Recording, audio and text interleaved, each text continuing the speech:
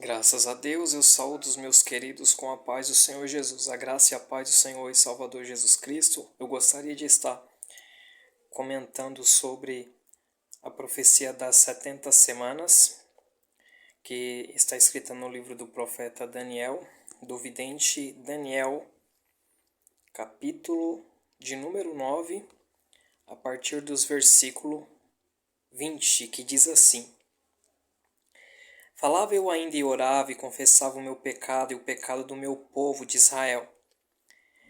E lançava minha súplica perante a face do Senhor, meu Deus, pelo monte santo do meu Deus. Falava eu, falava ainda na oração, quando o homem Gabriel, que eu tinha observado na minha visão ao princípio, veio rapidamente voando e me tocou a hora do sacrifício da tarde.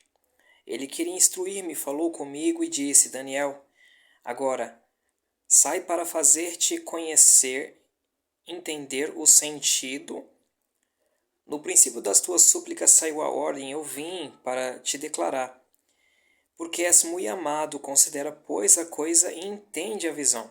70 semanas, isto é, 70 semanas são 70 vezes 7, né? Porque a semana tem 7 dias, então, profeticamente, 70 vezes 7, ou seja, 70 semanas. Por cada dia representando um ano profeticamente. Isso está também combinado com o livro de Ezequiel, que nos diz que para cada dia que Deus ele fez o povo passar no deserto, que seria 40 dias aproximadamente, então Deus ele multiplicou isso por anos. Cada dia equivalendo a um ano, o povo ficou 40 anos no deserto. Então, esta profecia das 70 semanas, que o anjo Gabriel, o homem Gabriel, aparece a Daniel para fazer ele entender, pela revelação do Todo-Poderoso, o que estaria para acontecer, visto que Daniel ele está se humilhando. Daniel ele está perante a presença do Senhor confessando os seus pecados, mesmo sabendo que não tem culpa de nada do que estava acontecendo sobre a sua cidade, sobre o templo, toda a situação que estava ocorrendo ali na terra de Israel.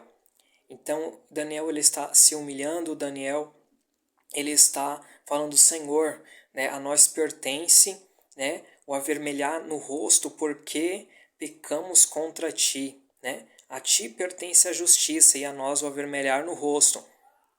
Isto é, então Deus revela para Daniel, né, que 70 semanas estão determinadas para o povo e ele fala a finalidade que essas 70 semanas tem para com o povo, isto é, 70 vezes 7, que dá 490 anos. Só que ela tem um porquê de estar acontecendo e Deus ter revelado para o profeta, o vidente Daniel. Esta profecia ela se refere para cada ano sabático em que o povo de Israel, ele desde o tempo de Salomão, que o povo ali quando foi dividido Israel, né, as tribos de Israel, né, para o sul e para o norte em Israel, e ali eles pararam de obedecer, né, o cumprimento de uma das leis dada a Moisés, que era para fazer a terra descansar, que no caso era ali 6 anos, né, trabalhados e um de descanso, 6 anos trabalhados e um de descanso. Porém, a Bíblia Sagrada ela nos dá a entender que a partir, né, desde aquele tempo ali somado, cada 7 anos que o povo deixou de cumprir, né, desde aquela época até a época de Daniel, então Deus falou basta, né, e ali também permitiu que o povo fosse levado ao cativeiro. Essa foi uma das causas também para fazer a terra de Israel descansar, né? Então, a lei de Deus ela tinha que ser cumprida, né? Se o povo não queria, já tinha muito tempo, né? Provavelmente aí uns 490 anos também, ou um pouco menos. Só se sabe que dá 70 anos no caso. Então, 70 semanas, na verdade, 70 vezes 7. Então, Deus ele pega essa soma e ele divide em etapas, mas ele dá a finalidade para Daniel. Fala, Daniel, tudo o que está acontecendo com você, com o teu povo, é por um propósito. Então, eu vou fazer você entender, porque também Jeremias, ele também já falava a respeito disso, de que 70 anos o povo estaria, né, na Babilônia. E durante estes 70 anos, né, também que Daniel foi levado, né, para o cativeiro. Nenhuma das 3 deportações que Nabucodonosor e o seu exército veio contra Israel. Então, o que nós podemos entender é que aqui aparece o anjo do Senhor para Daniel e ele vem falar a finalidade daquelas 70 semanas, daquelas 70 vezes 7, que no caso aqui, no versículo 24, ele vai dizer: 70 semanas, ou seja, 70 vezes 7, estão determinadas sobre o teu povo e sobre a tua cidade santa, para fazer cessar a transgressão. Então, aqui uma coisa a se notar é que para o povo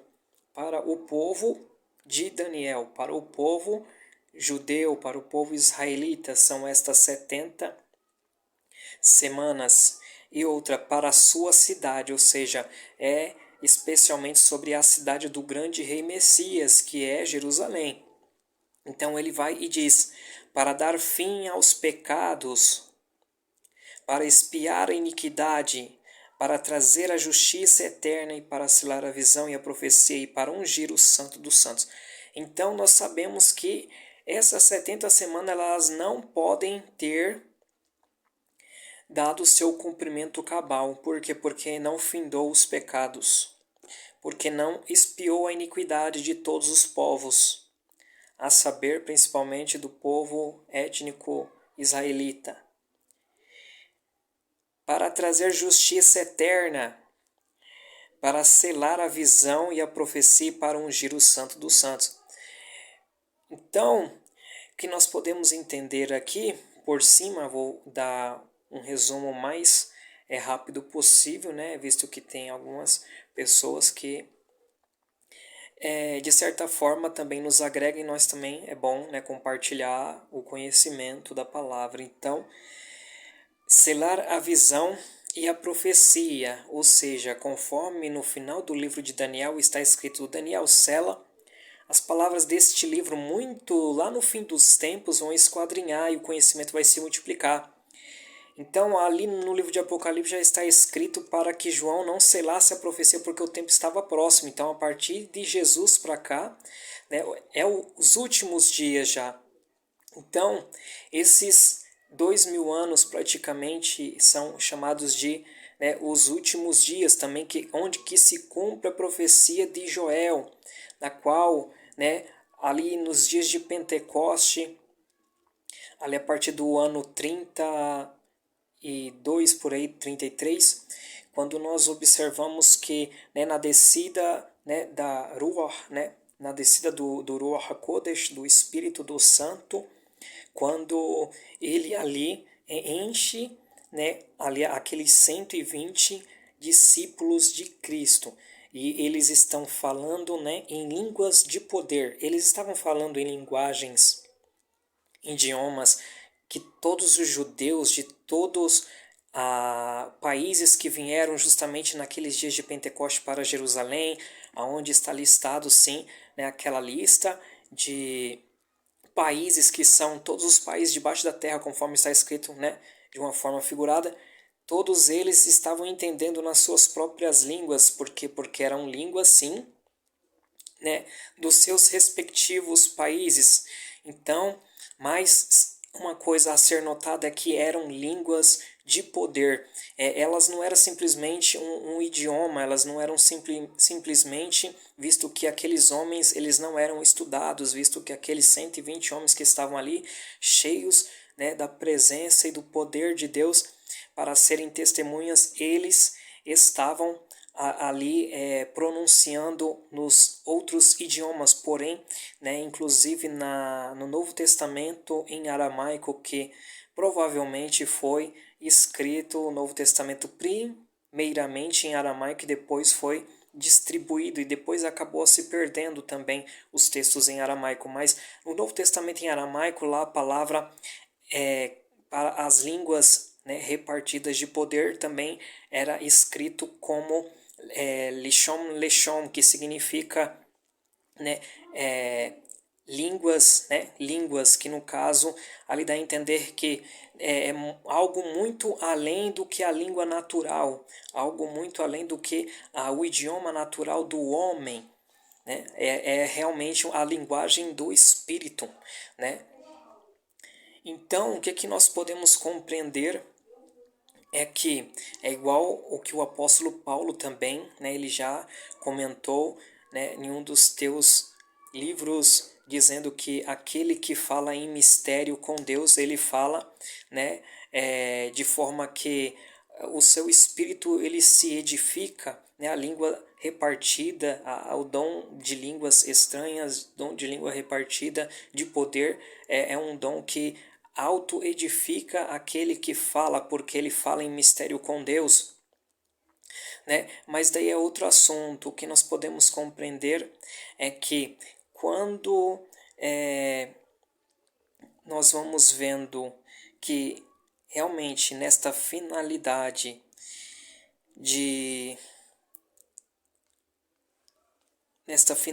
aqui, né? Fim dos pecados, de expiar iniquidade, de trazer justiça eterna, de selar a visão e a profecia, e para ungir o Santo dos Santos. Nesta época, o Santo dos Santos, a qual o anjo Gabriel chega para Daniel e fala, ele nem existia ainda de pé, porque Nabucodonosor com o seu exército havia colocado ele abaixo. Uma outra coisa também interessante é que mais tarde, com certeza, né, ele foi construído na terra de Israel. Aqui Daniel está na Babilônia. Daniel está na Babilônia e o anjo está falando de coisas futuras. Então, o que dá a entender é que depois, né, da ordem, né, para construir os muros, né, e a praça em Jerusalém, as ruas que são edificadas em tempos difíceis, que nós podemos, né, ver isso lá no livro, né, de Neemias, com a petição de Neemias ao rei, aonde que ali 445 a.C. é dado a ordem para que ele saísse ali com o seu povo para edificar, né, os muros, não do templo, os muros, né, e as praças de Jerusalém. Né? Ali em tempos angustiosos, isto ele cita como ali quantas semanas? Vamos lá, é melhor ler. Aqui, ó. Sabe-se entende, desde a saída da ordem para restaurar e para edificar Jerusalém até o ungido ao príncipe, 7 semanas. Essas 7 semanas, 7 vezes 7, 7 vezes 7 semanas, que no caso dá 49 anos, começaria a ser contada a partir ali da ordem dada para a construção, né, para a edificação da cidade de Jerusalém, que isso ocorre no início do livro de Neemias, quando ele ali se humilha e vai perante o rei. Então, né, ali com o tempo também vem esta ordem, e nós, né, pela história podemos ver que é ali no ano de 445 a.C., contando ali a partir da saída da ordem, quando eles começaram a construir, ali seria 7 semanas, tempos angustiosos, difíceis, conforme o profeta ele está comentando aqui no capítulo. Quando nós vemos que, né, ali seriam mais outras semanas, que no caso ele continua dizendo 62 semanas, aí são contados, né, mais aí 62 vezes 7 semanas no caso, que daí dá, se não me falha a memória, 434 anos, alguma coisa assim. Me perdoe, não estou fazendo aqui algo calculado, algo escrito, é tudo na mente, pela misericórdia do Senhor.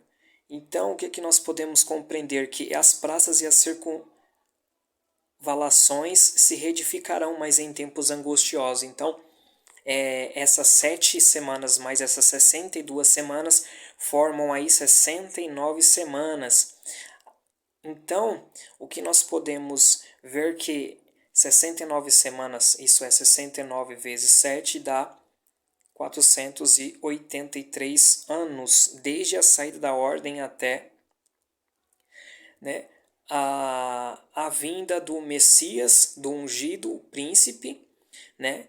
E também aí vai contando mais em detalhes o que sucederia nesse tempo, a partir do versículo 26. Né? Se você faz a conta 445 menos 483 anos, né? Juntando desde o tempo antes de Cristo, onde que se iniciou a ordem dada ao povo de Israel para eles edificassem o Jerusalém naquela época, 445 a.C., mas essas 69 semanas chegaria até a vinda do rei Messias, do príncipe. Então, 483 anos, mas não no calendário, né, gregoriano, não no calendário como nós conhecemos, né, de 365 e 366 dias. Não, aí já é o calendário mesmo judaico, que é somente 360 dias por ano. Então, esse número de 483, ele cai para alguns anos e cai exatamente, né, na data onde que Cristo ele já iniciado o seu ministério, onde Cristo ele já estava na última semana de dias do seu ministério aqui, entrando na cidade de Jerusalém, quando ele expressa aquilo que Zacarias, né, havia profetizado, dizendo aí, filhos de Sião, né, não temais, né, aí vem o seu rei montado em um jumento, né, filho de jumenta, né, humilde, né. Então, o que Jesus, quando ele está adentrando na cidade de Jerusalém, na entrada triunfal, ele acaba chorando, ele acaba ali sendo reconhecido primeiramente por muitos do povo de Israel, por muitos do povo humilde, pelo povo judeu. E ali eles estendem as palmeiras, né, as folhas de palmeiras, né, o povo ali então fala, né, Hoshi'ana, né, salva-nos nas alturas, né, salva-nos agora. E ali eles reconhecem, né, eles querem tomar inclusive ele de certa forma para fazer ele o Messias, mas ali ele está cumprindo uma profecia. E o que que sai da boca dele? Ele fala: "Ah, Jerusalém", em choro, né? "Se ao menos você soubesse, né, o que hoje, né, o que hoje", inclusive ele fala esta palavra, o que, né, está determinado, né, para vocês, aquele que no dia de hoje, né, lhe traria a sua paz, mas isso está encoberto aos teus olhos e vocês só me verão naquele dia em que dirás: Baruch haba b'shem Adonai, bendito é aquele que vem em nome do Senhor. Então, o que nós podemos ver é que aqui está se findando justamente, né, a 69 semanas, né, do livro de Daniel, quando fala que ela vai até o ungido ao príncipe, né? Aí no versículo 26 ela fala assim: depois das 62 semanas, já tinha passado também as 7, então ficou 69. Será morto ou ungido. Só que aqui, né, as pessoas, elas...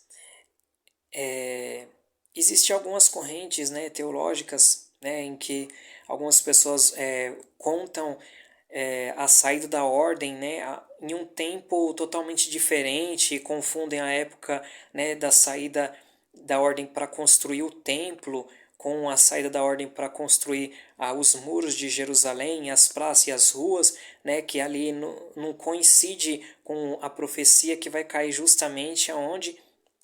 Lá na época de Antíoco Epífanes, né, onde que ali também o sacerdote, que também é ungido, né, o sacerdote ele acaba sendo morto naquela época, né, o sacerdote o judeu Onias, né, ele acaba sendo morto ali, e isso é 170 por aí, 168, 69 por aí, antes de Cristo, né? E não bate com, né, a quantidade de anos conforme o profeta ele está falando, e também desde o tempo da saída da ordem para reedificar Jerusalém, e não o templo. Jerusalém, os muros, as praças, né, que seriam em tempos angustiosos, né, construídas e tal. Então, o que nós podemos compreender é que, né, ali Daniel estava falando realmente quando que o ungido, né, o Mashiach, né, aquele que é repleto da unção, aquele que é cheio, né, repleto da capacitação de Deus, né, Pai, o ungido, né, que também é uma das palavras para pessoas como sacerdote e rei, né, e também profetas também eram ungidos também, mas aqui especificadamente, né, o sacerdócio, né, e o reino do Messias, que no caso o sacerdócio, o Cristo, ele vem segundo a ordem de Melquisedeque, né, aquela ordem antiga, né, muito superior da ordem de Levi, que era temporária. E o reino, né, porque ele era descendente de Judá, da casa de Davi. Então, aquilo que Deus ele prometeu, né, para Davi, né, dizendo que do trono dele, né, jamais nunca teria fim, né, a partir de a sua descendência, né, nunca teria fim o reinado a partir do trono, né, da casa de Davi.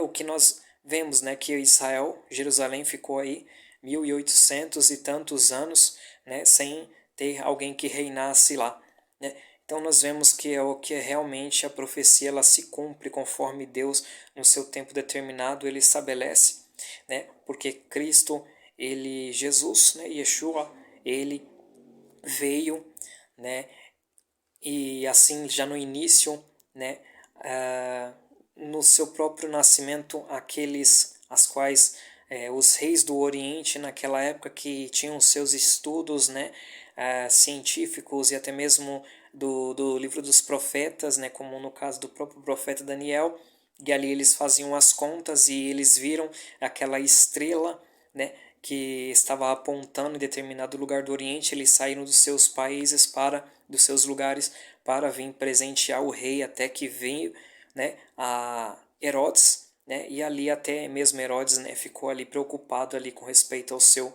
reinado, né, porque eles queriam presentear o rei, né, que já havia acabado de nascer, o rei de Jerusalém, o rei Messias. Então, o que nós podemos compreender que o ungido, o rei Messias, inclusive o livro de Daniel, ele até muito tempo, né, dentro da literatura judaica, né, muitos eles não aceitam, inclusive até o dia de hoje, ele como um profeta, né. Muitos ainda dizem, não, ele pode ser considerado como um vidente, né, como um vidente e tal, ele não era profeta e tal, né? E inclusive até mesmo seus livros, né, é tido muitas das vezes o seu livro como um livro que não foi inspirado, né? Devido às profecias, ele sim é um livro inspirado, né? Com certeza, mas para muitos, né, não numa completitude, né? Não todos, não de forma generalizada, mas alguns, né, eles nem mesmo acham o livro de Daniel assim lá importante, entende? Então, o que acontece? Aqui, versículo 26, ele vai continuar, ele vai explicar o que sucede, né, com essas 69 semanas e este ungido que viria no final dessas 69 semanas. E já não estará. O povo de um príncipe que há de vir destruirá a cidade e o santuário. Então, o que está escrito aqui? Né? Que este ungido, este Mashiach, né, que inclusive ele não está mesmo com o artigo, né, para se dizer o Messias, né, a Mashiach, né, lá ele está simplesmente Mashiach, que é o ungido. Isso também é uma desculpa para que alguns venham dizer que Jesus, no caso, não cumpre com essa profecia, né? Que na verdade aqui se refere a simplesmente um sacerdote, e que no caso tem que ser um sacerdote que foi morto lá 170 a.C., praticamente. Mas na verdade, né, aqui o profeta Daniel ele está falando que este ungido ele seria morto e já não mais estaria, né? Por quê? Porque ele seria rejeitado, né? Então aqui se cumpre o que Deus revelou a muitos profetas, né? Principalmente a Isaías, né? De que o Messias ele viria e ele seria traspassado pela iniquidade de todo o povo e que, né? Ah, ele morreria, mas depois ele veria o fruto, né, daquilo que ele fez, né? Ele veria o fruto do seu sacrifício e se alegraria, né? Então, nós vemos também que ele morreria, né? Ele viria também numa vinda montado humildemente sobre um jumentinho, né? Mas em outro lugar nos livros está escrito que ele viria, né, nas nuvens, né? Ele viria, né, acompanhado, né, do ancião de dias, né? Ele viria, né, e estabelecer condenação e juízo sobre o quarto animal, né? Então, desculpa, o que nós podemos entender é que a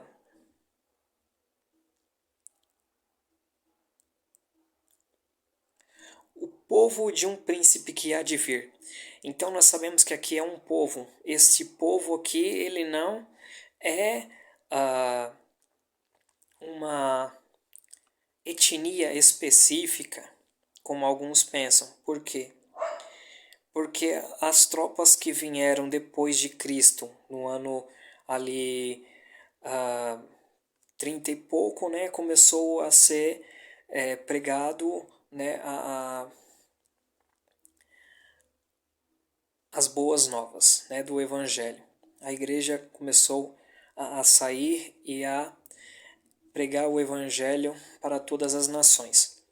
Depois ali, no ano 70, né, sob o Império Romano, né, o general Tito, ele não era imperador, o general Tito, né, e as tropas romanas, né, que incluía, assim, tropas, né, de povos étnicos, tanto turcos, árabes, sírios, e muitas outras tropas, né?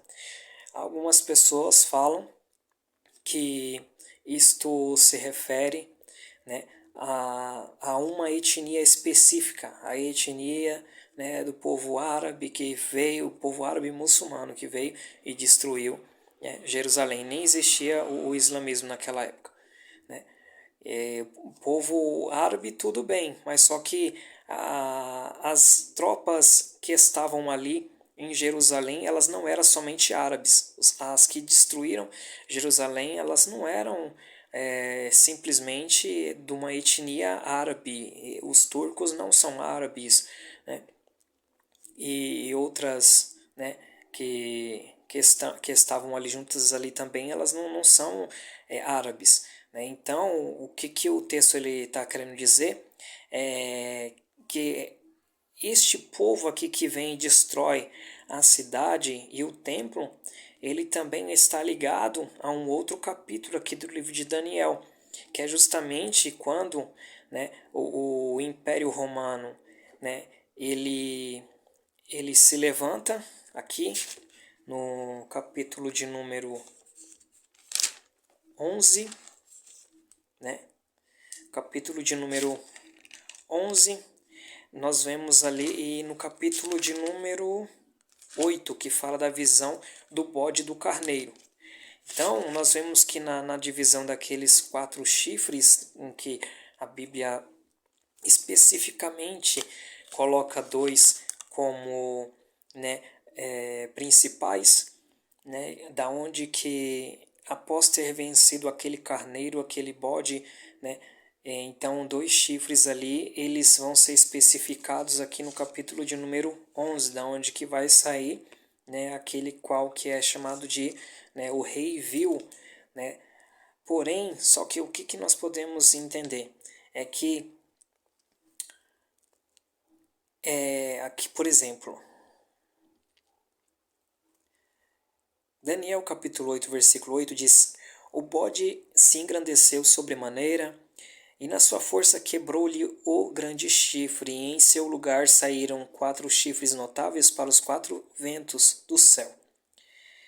De um dos chifres saiu um chifre pequeno, e se tornou muito forte para o sul, para o oriente e para a terra gloriosa. Cresceu até atingir o exército dos céus, e alguns do exército e das estrelas lançou por terra e os pisou. Sim, engrandeceu-se até ao príncipe do exército dos céus.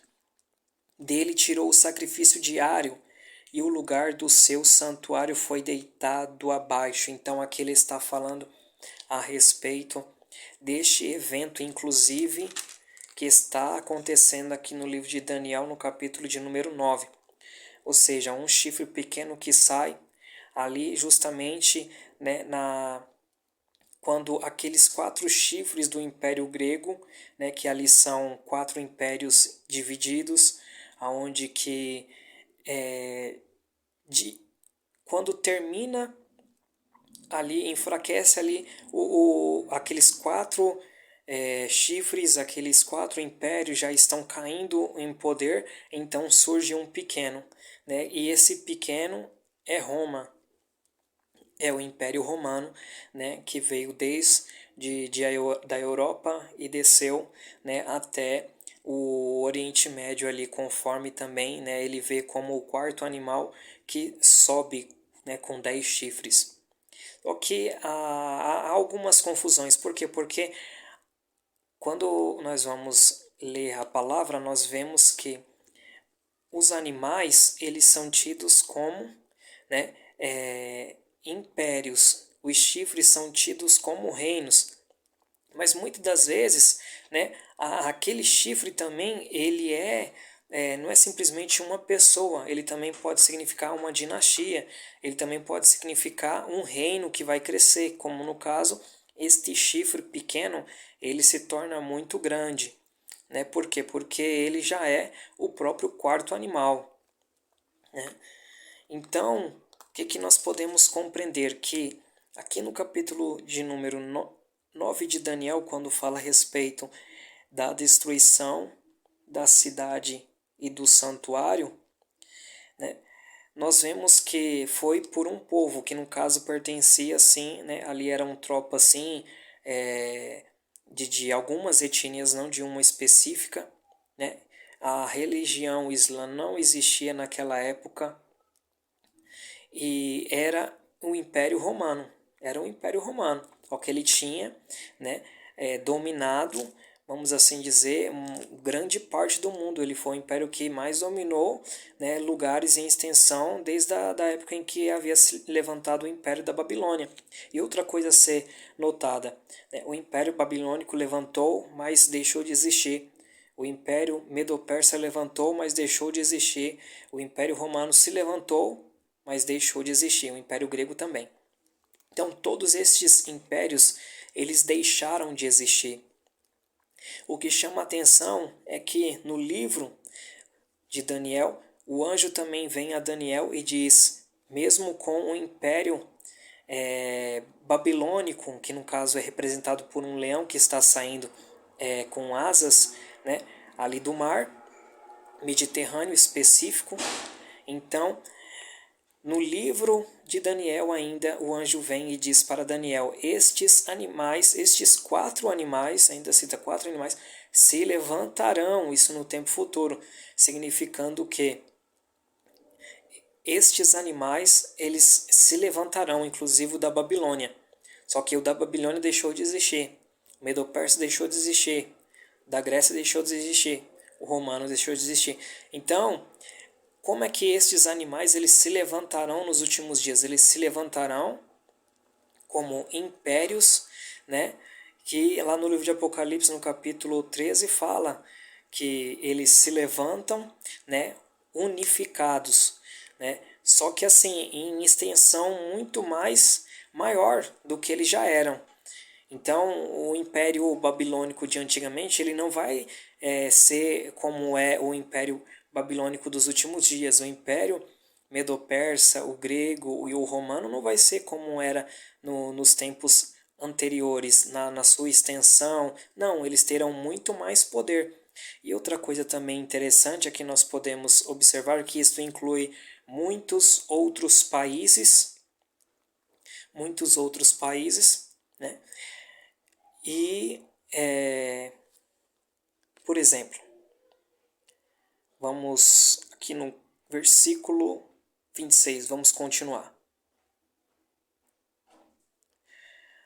O príncipe que há de vir destruirá, né, o povo de um príncipe que há de vir destruirá a cidade e o santuário. Então, esse príncipe que há de vir, né, ele é tratado, né, por muitos como aquele que é chamado de o anticristo, o iníquo, o filho da perdição, o rei vil, né, o rei de semblante feroz.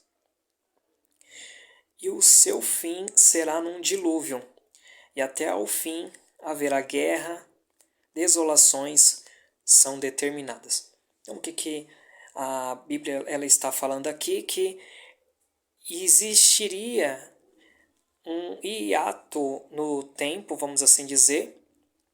O tempo ia parar naquela 69 semanas ali, né? 79ª semana, né?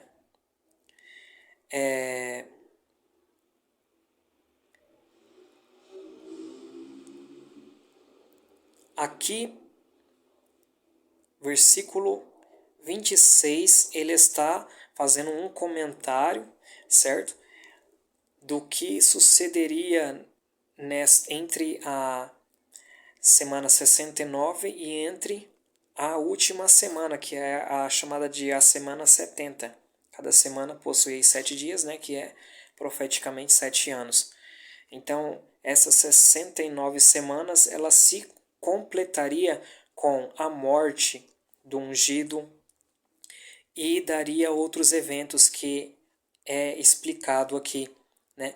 Ele já não mais estaria, aí fala, né, o povo de um príncipe que há de vir destruiria a cidade, né, e o templo. Então aqui ele já está fazendo uma menção de um príncipe que vai vir nos últimos dias, mas que o povo desse príncipe já estaria destruindo a cidade de Jerusalém e também o templo. E o seu fim será num dilúvio, até ao fim haverá guerras, desolações são determinadas. Então, aqui ele está falando a respeito, né, de um fim que vai suceder tanto a esse príncipe como a esse povo, né, que é tratado aqui como um dilúvio, e que guerras e desolações estariam determinadas até o tempo do fim. Né? Então, a Bíblia Sagrada, ela diz então que no tempo do fim, depois de muitos tempos, né, que se passasse essas 69 semanas, que o príncipe fosse morto, em que a cidade seria invadida por um povo, e esse povo, né, destruiria a cidade de Jerusalém e o templo, e que depois viria um príncipe sobre este povo lá nos últimos dias, né, aonde que já estaria acontecendo guerras e muitas desolações, né, como nós vemos já nos tempos de hoje, né, muitas destruições, né, muita guerra, rumor de guerra, ali envolvendo aquelas nações. Versículo 27 ele fala: ele fará firme aliança com muitos por uma semana. Na metade da semana fará cessar o sacrifício e a oferta de manjares. Sobre a asa das abominações virá o assolador, até que a destruição que está determinada se derrame sobre eles. Então, o que nós vemos é que ainda há de acontecer uma semana, 7 anos, para se cumprir estas 70 semanas, aonde que toda a finalidade dela, dar fim aos pecados, expiar a iniquidade, trazer justiça eterna, selar a visão e a profecia, ungir o santo dos santos.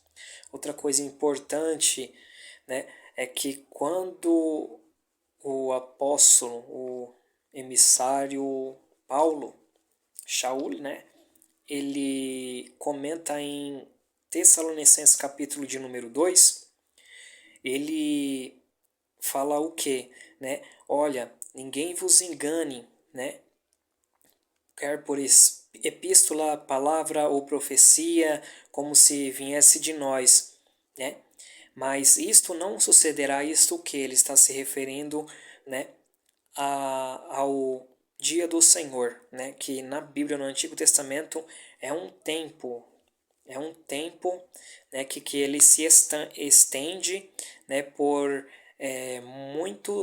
muitos anos, para falar a verdade. Não é simplesmente 7 anos, mas ele vai até o começo, do novo céus e da nova terra. Isso também é explicado, no Novo Testamento, na carta de Pedro, quando ele fala também, mas o dia do Senhor virá com grande estrondo, das quais os elementos do céu, e também da terra arderão, com fogo, e se dissolverão.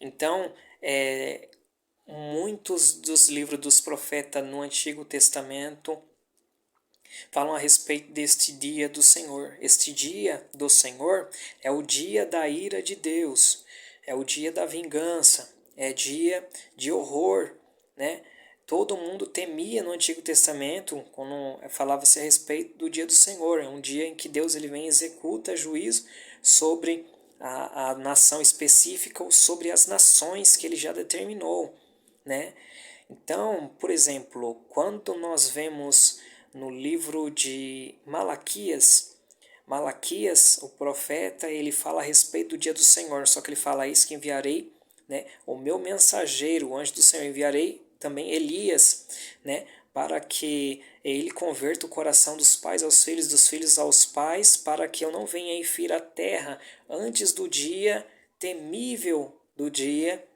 também glorioso do Senhor.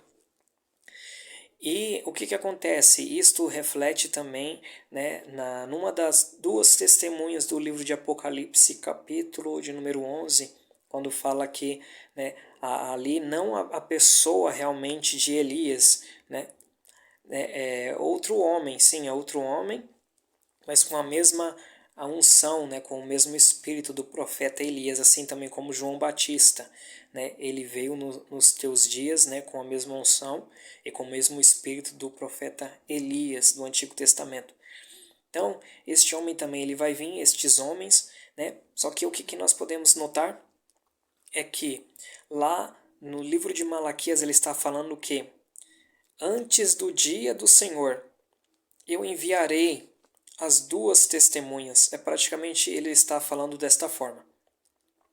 Eu enviarei o profeta Elias, E por isso também ele fala, se lembra, do que está escrito, em Moisés. Se lembrem de Moisés, se lembrem do que está escrito na lei. Então são homens com características, iguais ao que está escrito no livro de Apocalipse, capítulo 11, Elias e Moisés. Só que não são os dois, não são estes dois homens que já estão glorificados, já morreram, inclusive, Elias não morreu, morreu no corpo físico, para o pecado, para o mundo, foi consagrado a Deus, Deus arrebatou, tirou ele daqui. Mas Moisés, ele morreu, realmente Moisés ele morreu e foi sepultado, Então, o que a palavra do Senhor, ela fala que viriam essas duas testemunhas, né, que o contexto todo de Apocalipse 11, você vê claramente que é literal, ele não tem nada de uma hora é literal e outra hora é uma coisa simbólica, uma hora é uma coisa literal, outra coisa... Não, você pode ver que ele todo é um capítulo literal. Então, o que diz a palavra do Senhor? Que antes do dia terrível e glorioso do Senhor, ele enviaria, né, o profeta Elias, né, entre aspas, o profeta Elias. E ele converteria as nações para que Deus não ferisse, ou seja, para que Deus desse mais tempo, para que Deus, né, viesse a converter os corações dos homens, né, dos pais, dos filhos, né, para que Deus não ferisse a terra com maldição. Então, o que nós podemos notar? Que em parte se cumpriu na pessoa de João o Batista, João o Batizador, o imersor, primo de Jesus, né? E isto aconteceria também nos últimos dias, né? É um evento escatológico, né? Apocalíptico. Então, nós observamos que estes homens de Deus, né? Eles estariam ali profetizando juízo, inclusive neste tempo chamado de o dia do Senhor, né? Quando nós lemos lá no livro de Apocalipse, no capítulo 11, nós vemos, né, o ministério deles de 3 anos e meio, né? E se finda justamente quando é quebrado a aliança aqui que é feita, né? Quebra esse acordo, essa aliança que é feita entre o príncipe, né, com muitos que ele fará. Então, haverá esse príncipe do povo que destruiu Jerusalém no ano 70, certo? Né? Romano. E romano que isso inclui a região, né, da onde que o Império Romano, não italiano, mas romano, ou seja, a vasta extensão do Império Romano, aonde que foi ali o domínio do Império Romano. Então esse homem se levanta, né? E ele faz acordo com muitos, né? Aí que é interessante, porque aqui também pode significar tanto os 10 dedos do pé da estátua de Nabucodonosor, que é aqueles reinos, né, de ferro e de barro, né, que ali só se unem por, né, aliança, e também pode se referir ali aos 10 chifres também, que estão sobre uma das cabeças da besta de Apocalipse 13, né? Só que tem um porém, né? Ali são 10 chifres no livro de Apocalipse capítulo 13, capítulo 17. São 10 chifres, no caso ali seriam, né, 10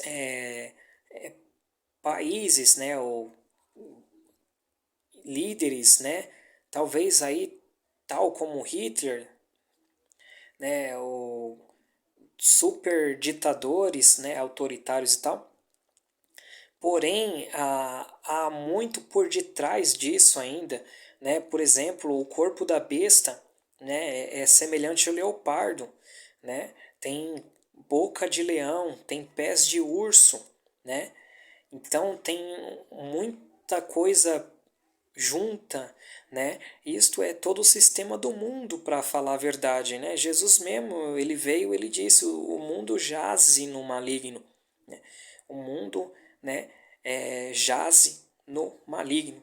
Então, todo o sistema do mundo está no maligno.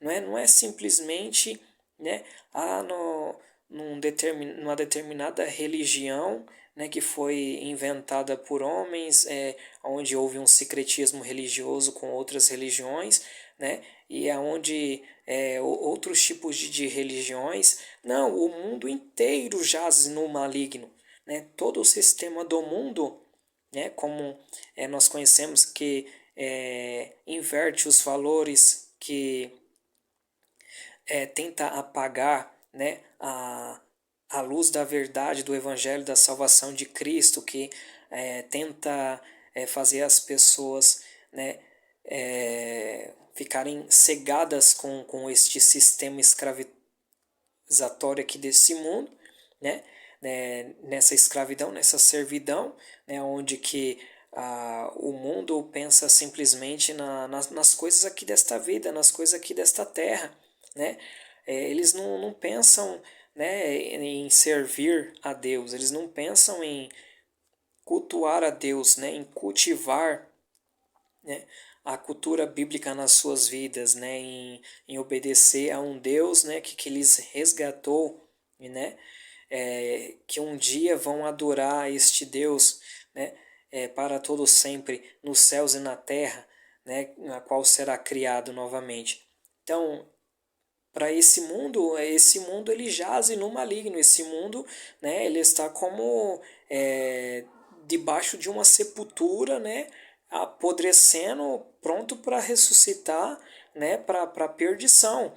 Então, quando Cristo ele fala que o mundo jaz no maligno, ele está falando de todo o sistema do mundo, aonde que só ele é a porta, onde só ele é o caminho, a verdade e a vida, para ter o acesso ao verdadeiro e único Deus. Então, não existe dois caminhos, não existe outra forma, né? Eu posso, né, inclusive ter um conhecimento bíblico, eu posso, né, fazer as minhas preces, as minhas orações e ter as minhas próprias obras de justiça, entre aspas, né, baseado num conhecimento bíblico que eu possua, né, mas eu não está ligado realmente em Cristo, eu não está ligado realmente, né, na videira verdadeira, eu não está ligado na pessoa, né, do Cristo Jesus ressuscitado, ressurreto dentre os mortos, né? Então, a Bíblia ela fala que só Jesus que é esse caminho, né? E ele também ele é a porta estreita, né? Ele tanto é o caminho público, né, para adentrar, né, no átrio para ir de encontro ao Senhor que é adorado, né, o Deus Todo-Poderoso, o seu pai, apesar que ele também é, né, o El, né, Shaddai, ele também é, né, o poder, Todo-Poderoso, é o Deus que sustenta, que nutre, que amamenta, né, da qual também Abraão havia conhecido. O que nós podemos compreender é que o mundo jaz no maligno, todo o sistema do mundo é baseado no modernismo, né? As culturas, né? Em muitas culturas, né? Não todas. Tem a cultura bíblica, né? Por exemplo, a cultura bíblica israelita. Cultura, né? E não tradição. Então, o que nós podemos compreender? Que Jesus, ele veio, ele salva o homem, né? Que se arrepende, se volta a ele. Por quê? Porque ele cumpriu, né, o que a lei e os profetas falavam a respeito dele, ou seja, a respeito de um único sacrifício puro, santo, que um homem jamais conseguiria por alguma obra de justiça dele mesmo, por alguma obra de obediência, inclusive, de se achegar a Deus. Então eu posso ter, né, o conhecimento, né, da Bíblia, eu posso ter boas obras, né, aos meus próprios olhos, né, eu posso me considerar uma pessoa, né, de Deus, né, do Deus Criador e tal, mas eu não estar ligado na pessoa, né, do Cristo, naquele que é o único Salvador suficiente da alma do homem. Eu posso, né, por exemplo, estar com o nome do Eterno, né, pronunciando o nome do Eterno, invocando o nome do Eterno nas minhas invocações, na minha oração, né, nas minhas obras, né, porém, né, eu não estar realmente conectado ao Eterno, visto que o único que me faz esta ligação, mediação, é o próprio ungido, é o próprio Cristo, que foi ressurreto dentre os mortos, está à direita de Deus, o Todo-Poderoso. Então, o que nós podemos entender? Que o Novo Testamento, ele diz que aquele que prega um outro evangelho, aquele que traz umas boas e diferentes notícias, né, do Evangelho da Graça, né, ou que anuncia um outro Jesus, né, do qual nós não temos pregado, ou até mesmo que tenha pessoas que muitas das vezes vêm, né, e com outras filosofias, sofismas, doutrinas e tal, né, querendo cativar as pessoas, né, da sua forma de viver, né, muitas vezes chamando muita atenção, né, para o seu próprio ego, seu próprio entendimento, seu próprio conhecimento. Elas não têm, né, água nenhuma para fazer essas outras pessoas beber, né? São como Judas falou, são como nuvens, né, secas. Né? Então, o que nós podemos oferecer? A pessoa do Senhor Jesus ressuscitado dentre os mortos. Né? Ele é o Salvador. A Bíblia fala nas cartas de Paulo que aquele que não confessa Jesus ser o Mashiach, o ungido de Deus, né? Ele não tem o Espírito. Por quê? Porque só se confessa pelo Espírito. Isso é óbvio, principalmente lá naqueles países do Oriente Médio e na África. Né? Você, né, confessar que Yeshua, que Jesus, ele é o Cristo ungido, o Filho de Deus, o Salvador, você, né, ali você tem que ter realmente o Espírito do Santo, né, para manter o seu testemunho, né?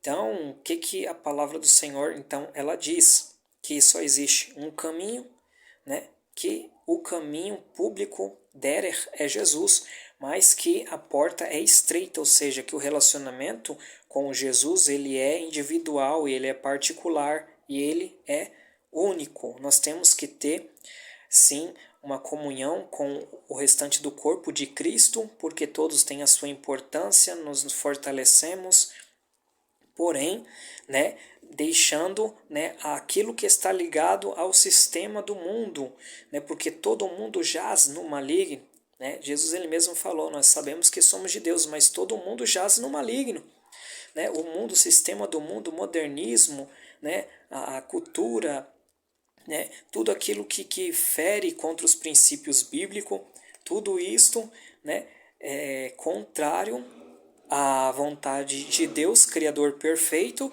né, e aquilo que atrapalha a nossa comunhão com Ele, né, é aquilo que, de certa forma, né, o inimigo ele investiu em instituições não simplesmente religiosas, mas em muitas outras instituições econômicas, né, políticas e tudo mais, para fazer com que, né, o Evangelho, a salvação, esta luz da salvação, né, advinda nos méritos de Jesus Cristo, nos méritos de Yeshua, né, elas não viessem para todos os seres humanos, né, ou então viesse de uma forma corrompida, ao ponto de não gerar, né, o poder da salvação mediante as palavras. Né? Então, isso era lícito de ter acontecido e estes ensinos, essas pregações que dizem que o anticristo ele vem de cá, o anticristo ele vem de lá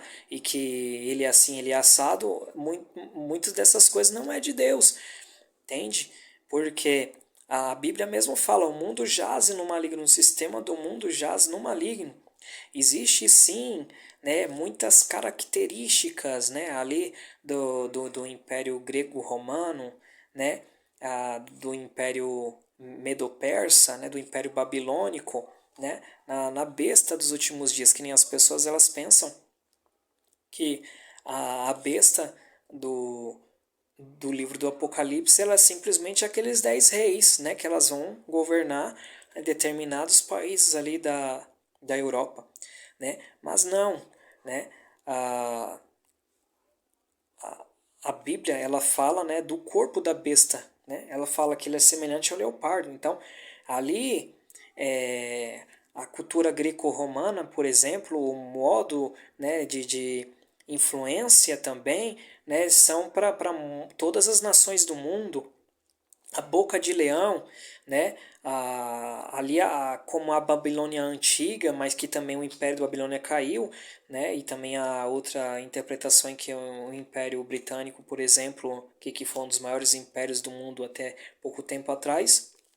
E a partir dele, ali, né, também se poderia fazer uma interpretação de que ele fosse também um leão que foi levantado, né, nos últimos dias, isso seguindo em sequência com os outros animais. Mas tudo isso são interpretações, né, são especulações teológicas, maneiras de querer, de certa forma, ver o cumprimento das profecias bíblicas se encaixando nos dias atuais. Porém, a Bíblia em si, ela mesmo já diz que o mundo jaz no maligno, todo o sistema do mundo jaz no maligno, né? Não, o crente orando, o crente buscando a Deus, o crente se revestindo contra as astutas ciladas do diabo, né? Se revestindo conforme o livro de Efésios, capítulo de número 6, né? Nós vemos que a partir dali, né, que nosso combate ele é espiritual, ele não é contra a carne nem o sangue, mas contra potestades, né, principados nas regiões celestiais da maldade. Então, o que nós podemos compreender é que Deus ele revela, né, não tal como era simplesmente no Antigo Testamento, para algumas pessoas específicas tidas como ungidas, né, algumas pessoas específicas do Antigo Testamento, né? Mas que ele agora, por intermédio do seu Espírito, né? Por intermédio das entranhas de Deus que foi derramada sobre aqueles que creem no sacrifício do seu Filho, né? Aqueles que creem no modo que Deus ele achou por bem fazer, né? É o sacrifício perfeito, né? Dá o seu Filho para que todo aquele que nele crê não pereça, não viva uma vida perecendo e pereça eternamente, afastado de Deus para todo sempre, mas tenha a vida eterna mediante os méritos de Cristo, mediante os méritos de Jesus, de Yeshua, como queiram. Como nós podemos compreender que assim, este estudo, né, não sei nem se eu posso chamar isso de estudo, mas eu senti de estar comunicando, né, este ensino, né, para que venha agregar ao conhecimento de algumas pessoas, né, que de certa forma queiram, né, obter mais um conhecimento, né, a mais, ou esta palavra ela é viva, ela é fiel, ela é verdadeira, né? Esta palavra ela não é simplesmente, né, um alimento psíquico, um alimento mental, um alimento para o nosso intelecto, conhecimento, né? Mas esta palavra ela é uma palavra viva. A própria Bíblia ela fala que a fé ela vem e ela vem pelo ouvir esta palavra. Então, que a minha e a tua fé ela seja acrescentada, né? E que ela venha mover por intermédio do poder do Espírito, né? E ela venha dar frutos no Espírito na minha e na tua vida, né? Que Deus abençoe a tua vida, que Deus abençoe o teu dia, a tua noite, que o Senhor, Ele cubra a tua casa, né, de bênçãos, envie os teus anjos para te guardar e venha iluminar os olhos do nosso entendimento a cada dia. Deus vos abençoe e até a próxima.